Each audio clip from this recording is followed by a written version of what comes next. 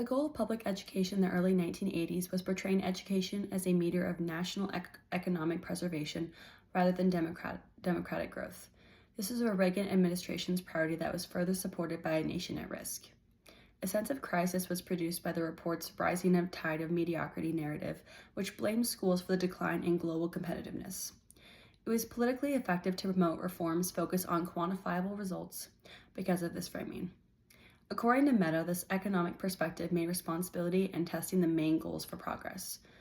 The reasoning eventually developed into economic reforms such as competition, vouchers, and charter schools, which were predicted on the idea that pressure and rewards would promote improved performance. According to Rivich, this method viewed public education less as a shared democratic institution and more as a business.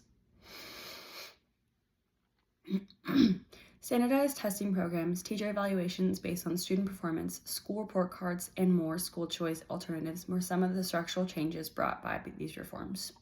They brought about a cultural competitiveness, accountability, and ongoing evaluation.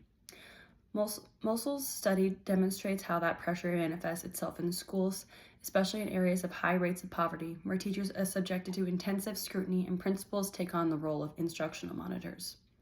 Although poverty and segregation continue to have a significant impact on student outcomes, as Baker points out, the reform argument frequently believes that increasing teacher effectiveness alone can bridge achievement inequalities. I can confirm that in my own work experience that these market-based changes are still influencing education today. Instructional speed is determined by testing dates, In order to preserve enrollment and ratings, schools are under pressure to boost scores. Testing is always happening, something's always going on, and there's always pressure to be the best in our area, and so far, and that's not always the case, considering that teachers feel a lot of pressure from it. Data tracking is frequently prioritized over further economic or civic involvement.